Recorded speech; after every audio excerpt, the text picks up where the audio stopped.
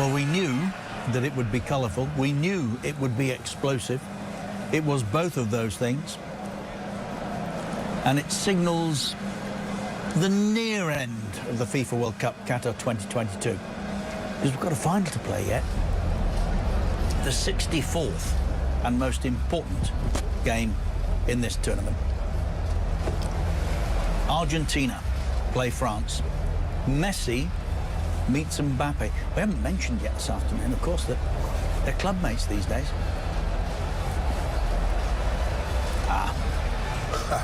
Thought he might be here. A former Paris striker, Zlatan.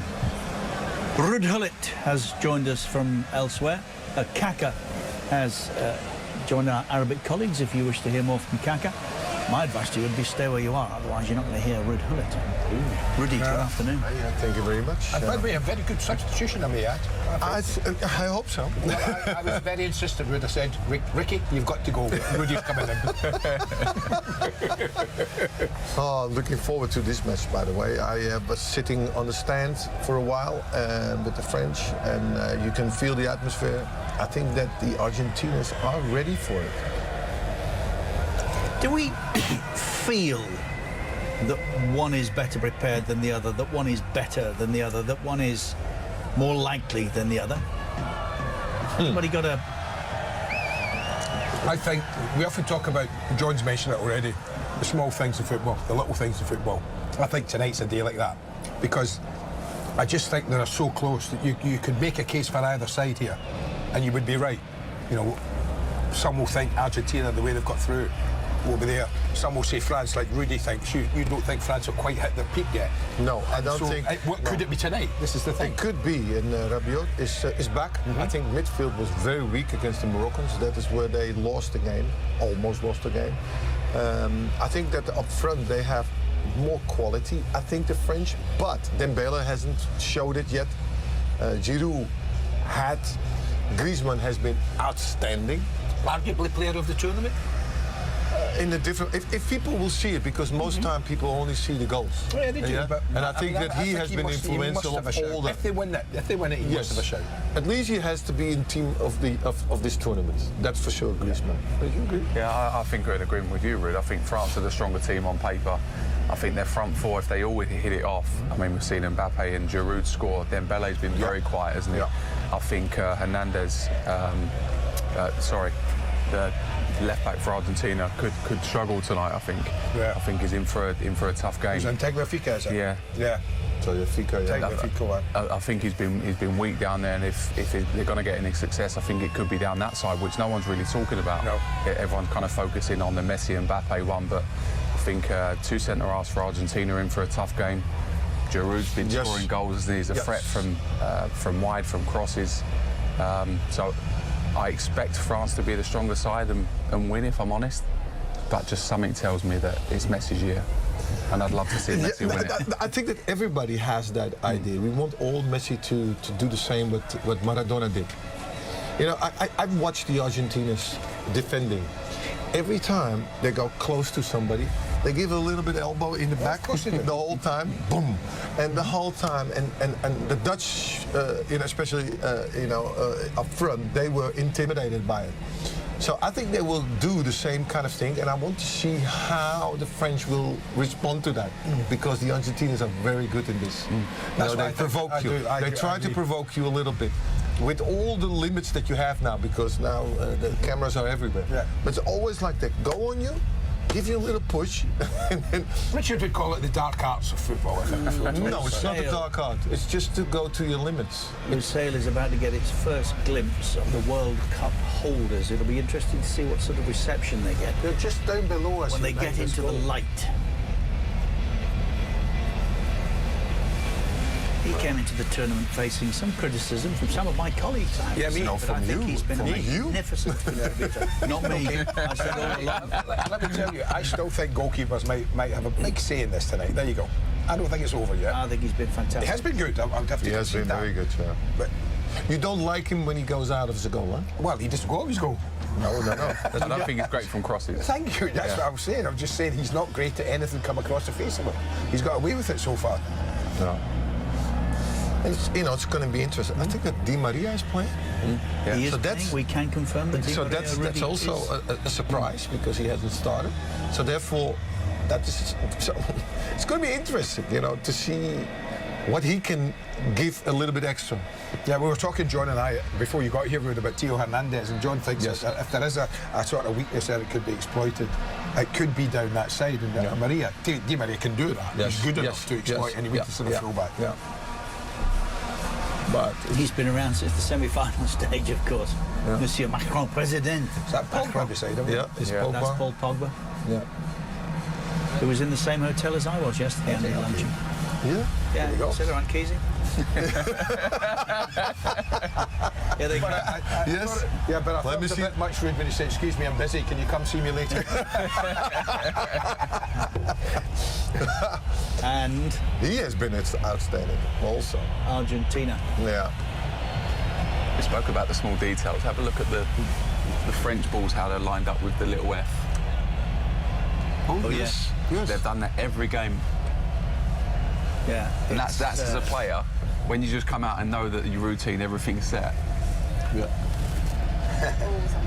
There's always like It's that. in the centre circle. I think I've seen this on the socials prior to the game, John, but good spot. Yeah. They do put their Yes, the balls like practice that. balls, Rudy, into an F Yes. shape inside So the centre circle, their half of the pitch.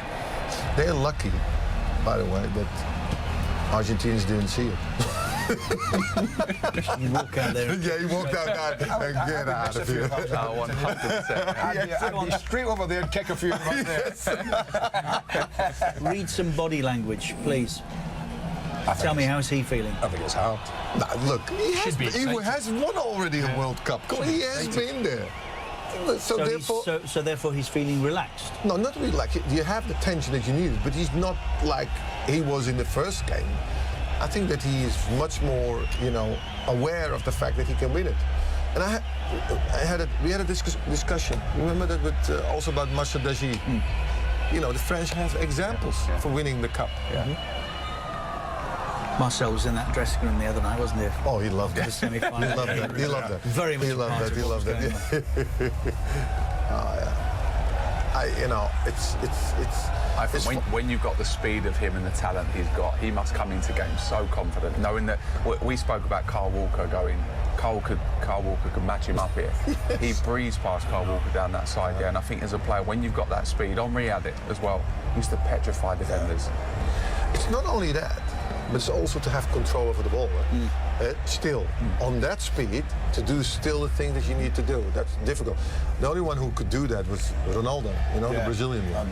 The only one who could do that on that unbelievable speed.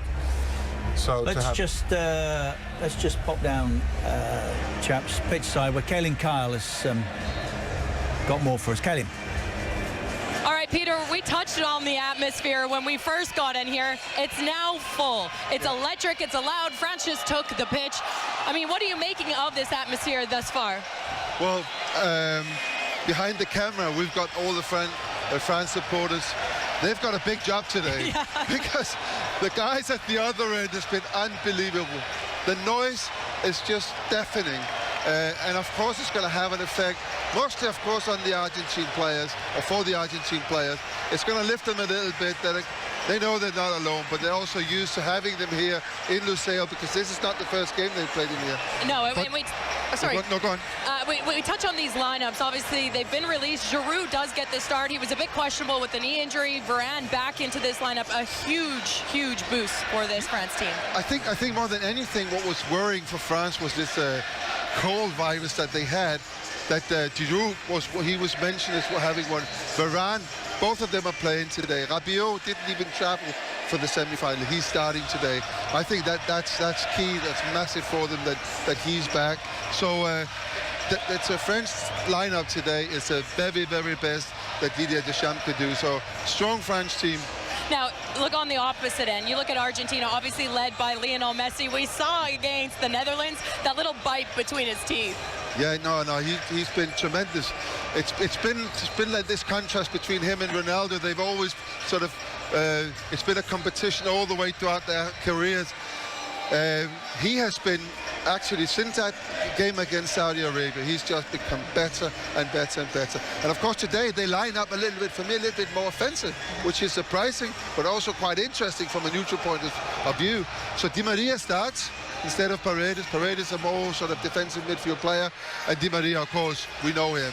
He's a quick, very, very strong, fast a wing player. Seen different ways they can line up. I don't know how they're going to line up. We see when they begin the game, but definitely they're out there to score goals. I'm starting to get goosebumps. It makes me miss playing moments like this. We did come into stadium, obviously a long tournament, a short amount of time. We touched on the goal mouth. You saw it. It's not the best. Well, I kind of feel coming in here today that this stadium has been used a little bit too much. The pitch has not been able to hold up. And what they've done, and you see that once the game starts, there's a very big square in the middle of the 6-yard box that's been replaced. And you don't replace grass like that. It can, I'm not saying it's going to have an effect, but it can have an effect. It could be when, when a goalkeeper is setting off to dive, his foot could slip a little bit or slide a little bit in this. I don't know if that's going to happen, but it can be a little bit bumpy as well. And we know how goalkeepers have been involved in the game, passing the ball around, even in their 6-yard box. That might have a little bit of an effect, but the pitch is not. I have to say, the pitch has been fantastic, but it's a little bit worn out, I have to say. You know what it won't have an effect on? These fans. I mean, it's sending vibrations through my body at the moment. It's almost time for kickoff, so we got to go. Thank you both, yes. I mean, there'll be a scramble amongst the gathered broadcasters down pitch side in just a moment. Many leaving to take positions elsewhere to watch the game from. So the French are in plain sight. Argentina are about to enter the arena.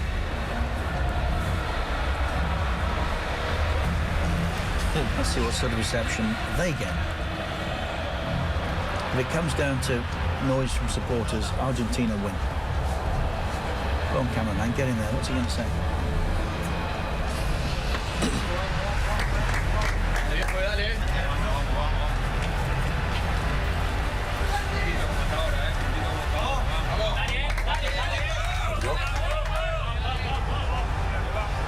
I think he is much more under pressure than anyone else. I think one final he bottled, didn't play well, and I think he is eager to win this one.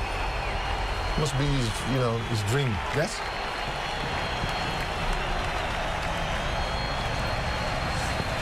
What's the technical phrase for bottled? Yeah, I think he didn't turn up on that particular final. He didn't. Against Germany?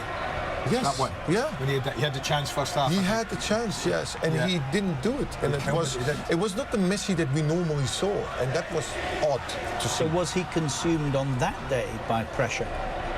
I don't know. You have to ask him. But it was not Messi that we know. If we saw the Messi, the quarterfinal, semi-final, that was unbelievable, and that is what we try to see also today. The reason I ask the question is that if he was then, this is a far greater task today, isn't it? A far bigger ask today. This is last chance saloon. This is to do what Maradona did, and he hasn't yet. No, I think he done already some unbelievable things, but I think for his country, this would be putting aside Maradona. He knows that, and I think that everybody wants that. You think so? It wouldn't be put aside Maradona. No chance. I think so. If he wins he wins the World Cup, I think beside Maradona, not as a player. So let me just check in your English. You mean alongside? No, I don't think they will put. No, I think he will be the same. I think. I think that's different. Aside, I think. They will never put him above Maradona because Maradona was the first one. I think he will be in that same category. Yeah, we were slightly confused by your use of the word aside. And Andy and I both felt that you thought he was going to top. No. Put him on a level. On the level of Maradona, yes. And that's, and I, for some reason, I wish that also for him. I was with the French television and I said, look, sorry, but I like Maradona of Messi to win it. And they were like, Okay. Thank you very much. The interview was very short. Very short, of course it was. John, how would you sum up Messi's performances overall so far? Have they surprised you, the quality that he's given? 5 goals, top goal scorer, 3 assists as well. His contribution has been immense. His contribution has been excellent, I think, but he's not been the Messi that we're used to seeing and how Messi performs on a yearly basis. He's been a different player this tournament, I think, but when he's been asked to step up, I think he has. I think the Mexico game, there was huge pressure on him that game. I remember being at the game that day. I thought it was really, you could feel it, you could sense it, but it was him that ended up producing on that day. And I just think, I think the best and biggest players thrive on these moments. What about him? You've worked with him. Excellent. Big personality. Again, would love these moments, would love the pressure of it, would want to be dominant, would want to make an impact, want to play his part in the game. I just think the other side of it, Messi and Mbappe, I think they're born to play in these big finals and they thrive on it because they know they're that good. Me as a defender, I'd come into these finals, I'd always be nervous for games, but I'd be nervous, don't make a mistake. I think for these forward attacking players, they come in knowing that they could win it like that. Yeah, they do. That's true. Do you think of not making mistakes? Yeah, that's my only fault. Yeah? I mean, I think. Yeah. I think that's amazing. Maybe is that the difference between the striker and the defender? Because you know, they have to get it right. John and people who play where he plays have to get it right for 90 minutes. We don't. People that played up front don't. We only have to get it right once. And that could be the game. Yes, I understand what you mean. But also for a striker, his you know, the things he does has to be 100% perfect. You only need to touch the ball a little bit and it's already gone. So that's also difficult. Everything has to be pitch perfect. And I think that, like you say, I was just the tension. I love to go before the game to go on the pitch and just feel the atmosphere. Just get it to you, you know, absorb it. And just do with it what it is. The more hostile it was, the better it was for me. I liked it like that, the more hostile, definitely. And if the fans were against me, I felt like I performed even better. But when I was younger, from the ages of like 18 to 25, 26, I felt I was invincible. From that point onwards, something goes wrong.